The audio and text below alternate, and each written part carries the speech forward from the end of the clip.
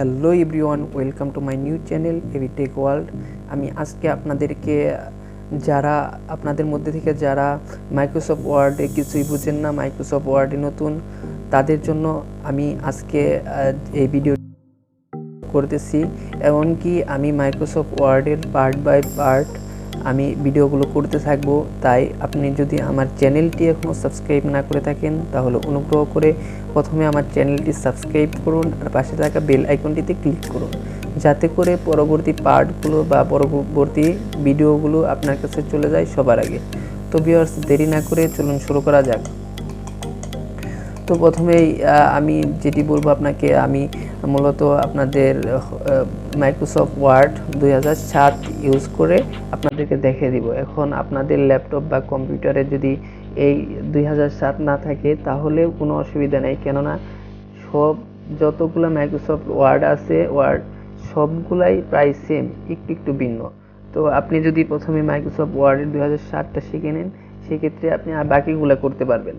তো আপনাকে প্রথমে যে কাজটি করতে হবে তা হলো আপনার সার্চ বাটনে ক্লিক করতে হবে। তারপর এখান থেকে মাইক্রোসফট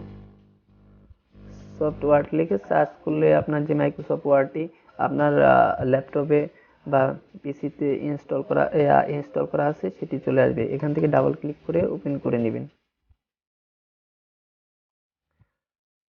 অথবা আপনি এখান থেকে মাইক্রোসফট ওয়ার্ডের এখান থেকে রাইট বাটনে ক্লিক করবেন। তারপর এখানে দেখেন ওপেন লেখা আছে, তো এখান থেকে ওপেন করে নিতে পারেন। তো এখান থেকে ওপেনে ক্লিক করলে ওপেন হয়ে যাবে। তো ভিউয়ার্স, এখান থেকে ওপেন করার পর আপনার সামনে এরকম একটি ইন্টারফেস চলে আসবে। আপনাকে সর্বপ্রথম যে কাজটি করতে হবে, আর আপনি সবসময় যে কাজটি সর্বপ্রথম করবেন তা হলো আপনি যে বিষয়ের উপর আপনি লেখালেখি করতে চাইতেছেন বা ডকুমেন্ট বানাইতে চাইতেছেন সেই বিষয়ে কতটুকু মার্জিন লাগবে, পেজ সেটআপ কিভাবে করতে হবে, তো তার উপর ভিত্তি করে আপনার প্রথমে পেজ সেটআপ করতে হবে। তো ভিউয়ার্স, আপনি প্রথমে পেজ সেটআপ করে নেবেন। তো আমি দেখিয়ে দিতেছি কিভাবে আপনি পেজ সেটআপ করবেন। তো ভিউয়ার্স, দেখতে পারতেছেন এখানে পেজ লেআউট নামে মেনু বার আছে। তো এখান থেকে আপনি পেজ লেআউটের উপর ক্লিক করবেন। ক্লিক করার পর ভিউয়ার্স, আপনার সামনে এইরকম একটি ইন্টারফেস চলে আসবে। তো নিচে দেখতে পারতেছেন পেজ সেটআপ, এখানে দেখতে পারতেছেন পেজ সেটআপ। তো এখান থেকে আপনি পেজ সেটআপ দেখতে পারতেছেন, এর ডান পাশে দেখেন এখানে একটি এরো চিহ্ন আছে। তো ভিউয়ার্স, এই এরো চিহ্নটির উপর ক্লিক করতে হবে। এরো চিহ্নটির উপর ক্লিক করার পর ভিউয়ার্স, এখান থেকে আপনি দেখতে পারতেছেন মার্জিনস আপনি টপে কতটুকু রাখবেন, লেফটে কতটুকু রাখবেন, বটমে কতটুকু রাখবেন, রাইটে আপনি কত ইঞ্চিস রাখবেন। তো সেক্ষেত্রে আপনি যে বিষয়ের উপর আপনি ডকুমেন্টটি তৈরি করতেছেন সেই বিষয়ে আপনার কতটুকু মার্জিন রাখলে ভালো হবে বা কতটুকু রাখতে হবে, স্ট্যান্ডার্ড সাইজ মার্জিনটা কতটুকু, তো ওইটার উপর ডিপেন্ড করে আপনি এখানে রাখবেন। তো এখান থেকে আপনি দেখতে পারতেছেন এখানে এরো চিহ্ন আছে, এখানে ক্লিক করেও আপনি এগুলা কম বেশি করতে পারেন, অথবা আপনি ডাইরেক্টলি এখান থেকে লিখেও দিতে পারেন। আমি যদি এটাকে 0.5 ইঞ্চিস করে দেই, সেক্ষেত্রে দেখেন এখানে 0.5 ইঞ্চিস হয়ে যাবে। তো আবার যদি এতে ক্লিক করি, ক্লিক করার পর দেখেন এখানে 0.5 ইঞ্চিস আছে। তো এখানে যদি আবার আমি 1 ইঞ্চিস করতে চাই, তো 1 দিয়ে ইন্টার দিয়ে দেবো, তাহলে হয়ে যাবে। বা এটা থেকে আমি কম বেশি করতে পারবো এর থেকে।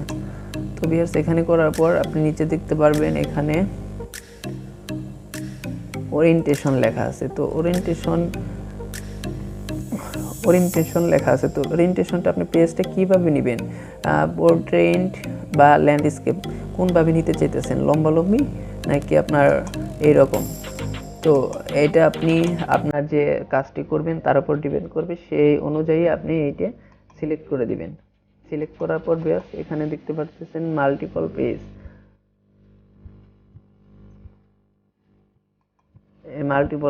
মাল্টিপল পেজের এই পাশে নরমাল লেখা আছে, মূলত এটি নরমালে থাকে। আর এখানে দেখেন এরো আছে, এরোর উপর ক্লিক করতে হবে আপনি যদি চেঞ্জ করতে চান সেক্ষেত্রে। তো এর উপর ক্লিক করে দেখেন এখানে মিরর মার্জিন আছে, তো 2টি পেজ হয়ে গেছে। তারপরে দেখেন 2 পেজ পার শিট, তারপরে এখানে বুক ফোল্ড, যে কোনো একটি আপনার প্রয়োজন অনুসারে এখানে সিলেক্ট করে নিতে পারেন। তো তারপর হলো আপনার কাজ, এখান থেকে হোল ডকুমেন্টেই থাকবে। তারপরে আপনার কাজ হলো এখানে পেপারে চলে যাবেন,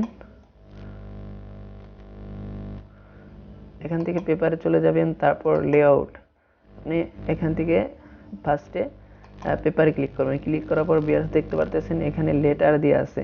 মূলত আমাদের দেশে প্রচলিত প্রিন্টারগুলোতে A4 পেপারে করা হয়, প্রিন্ট করা হয়। সেক্ষেত্রে আপনি যদি এখান থেকে লেটারে কাজ করেন, করার পর যখন প্রিন্ট দিবেন দেখবেন এলোমেলো হয়ে গেছে। তো তার জন্য এখানে আপনার সেট আপ করে নিতে হবে।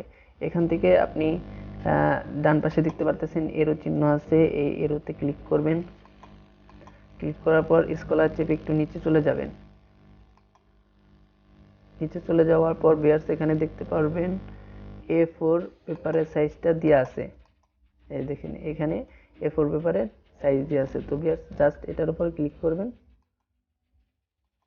ক্লিক করার পর ভিউয়ার্স এখান থেকে আপনি ওকে ক্লিক করতে পারেন, বা আপনি যদি লেআউটে ক্লিক করেন, তো এখান থেকে যদি কিছু চেঞ্জ করতে চান সেক্ষেত্রে লেআউটে ক্লিক করবেন। ক্লিক করার পর ভিউয়ার্স দেখতে পারতেছেন এখানে কতটুকু হেডার অ্যান্ড ফুটার রাখবেন, এগুলো আমি পরবর্তীতে দেখিয়ে দিব। তো ভিউয়ার্স এখানে চেঞ্জ করতে পারবেন। এখানে মূলত 1/2 ইঞ্চি করে আপনার হেডার অ্যান্ড ফুটার রাখা আছে, ইচ্ছা করলে কম বেশি করে নিতে পারেন। তারপর ভিউয়ার্স এখান থেকে আপনি ওকেতে ক্লিক করবেন। ওকেতে ক্লিক করার পর ভিউয়ার্স এখানে আপনার পেজ সেটআপটা হয়ে যাবে। এখন পেজ সেটআপ করার পর আপনি দেখতে পাচ্ছেন এখানে পেজ লেআউটের মধ্যেই আরো কতগুলো অপশন আছে। এখানে আপনার আছে watermark, page colour, page border. তো এই সম্পর্কে আমি এখন ধারণা দিব। তো আপনার পেজ বর্ডার যদি করতে চান তো পেজ বর্ডারের উপর ক্লিক করবেন। ক্লিক করার পর ভিউয়ার্স দেখতে পারতেছেন এখানে বক্স লেখা আছে।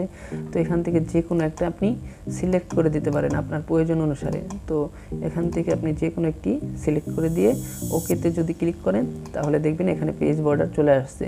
তো আপনি চাচ্ছেন যে এরকম পেজ বর্ডার নেবেন না অন্যরকম নেবেন, সেক্ষেত্রে এখানে দেখতে পারবেন যে এখানে দেখবেন শ্যাডো আছে, তারপর 3D আছে, আপনি ইচ্ছা রকম এটি নিতে পারবেন। তারপর কাস্টম আছে। তো ভিউয়ার্স এখান থেকে আপনি আরো কিছু করতে পারবেন, যে এখান থেকে আপনি একটি সাইট নিতে চাইতেছেন, অন্য সাইট নিতে চাইতেছেন না, সেক্ষেত্রে আপনি এইগুলাতে আপনার ক্লিক করতে হবে। এগুলাতে আপনার ক্লিক করে আপনারা এইগুলা আপনার যে পাশে উঠিয়ে দিতে চাইতেছেন ওই পাশেটা ক্লিক করতে হবে। তো ভিউয়ার্স আমি দেখিয়ে দিতেছি, আমি উপরে যাচ্ছি না, তো সেক্ষেত্রে এখানে ক্লিক করলে উপরে চলে যাচ্ছে, অথবা আমি নিচে যাচ্ছি না, বটমে আমার বর্ডারটা চলে গেছে। তো আপনি যদি এখন ওকেতে ক্লিক করি তো দেখতে পারবেন আমার নিচে কিন্তু বর্ডার নাই।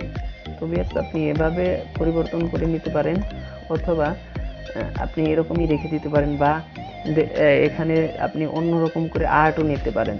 তো আর্ট কিভাবে নেবেন আমি দেখিয়ে দিতেছি। এখানে দেখেন আর্ট লেখা। তো আর্ট কিভাবে নেবেন, এই পাশে দেখেন এরো চিহ্ন আছে। তো এই এরো চিহ্নটির উপরে ক্লিক করতে হবে। এরো চিহ্নের উপর ক্লিক করে স্ক্রলার চেপে আপনি নিচে যে অনেকগুলো আর্ট দেখতে পারবেন, আপনি যে কোনো একটি যেটা আপনার চয়েস এখান থেকে সিলেক্ট করে নিতে পারবেন।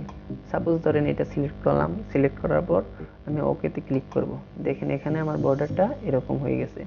তো ভিউয়ার্স এখানে আপনি এইটার আবার ওয়েটটা চেঞ্জ করতে পারবেন। এখানে 20 পিটি আছে, তো এটা চেঞ্জ করলে আরো দেখবেন বড় হবে, অথবা নিচেরটায় ক্লিক করলে ছোট হবে। তো ভিউয়ার্স এখানে মানে পেজ সেটআপের মধ্যে দেখতে পারলেন এগুলো ছিল। তারপর ভিউয়ার্স এখানে আপনার ইনডেন্ট আছে, তারপর স্পেসিং আছে, এগুলো আপনি ইচ্ছা করলে চেঞ্জ করে নিতে পারেন। আপনার কতটুকু লাইনে স্পেস হবে এগুলো ইচ্ছা করলে আপনি চেঞ্জ করে নিতে পারেন। তো ভিউয়ার্স আর বাকি যেগুলো আছে এইগুলো আমি পরবর্তীতে আমি দেখিয়ে দিব আপনি কি কি করবেন। এই যে অপশনগুলো আছে অ্যারেঞ্জের ইয়াগুলা যে আছে আপনার টুলবারগুলো আছে, এই টুলবারের কাজগুলা আমি পরবর্তীতে আপনার কাজ দেখানোর সাথে সাথে মাঝে মধ্যে আমি এগুলা দেখিয়ে দিব।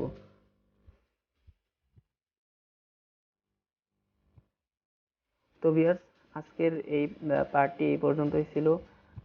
আমি পরবর্তী পার্টটিতে আমি ইনসার্ট, হোম, যতগুলো মেনু বার আছে সব মেনু বার আমি দেখানোর চেষ্টা করব। তো ভিউয়ার্স, আপনি যদি এখনো আমার চ্যানেলটি সাবস্ক্রাইব না করে থাকেন তাহলে অনুগ্রহ করে সাবস্ক্রাইব করুন আর পাশে থাকা বেল আইকনটিতে ক্লিক করুন, যাতে করে পরবর্তী ভিডিওগুলো আপনার কাছে চলে যায় সবার আগে। আর আমার এই ভিডিওটির মাধ্যমে যদি আপনি উপকৃত হয়ে থাকেন তাহলে অনুগ্রহ করে লাইক করবেন, শেয়ার করবেন আর কমেন্ট বক্সে আপনার মতামতটি জানিয়ে দিবেন। তো ভিউয়ার্স, ভালো থাকবেন, সুস্থ থাকবেন, আল্লাহ হাফেজ।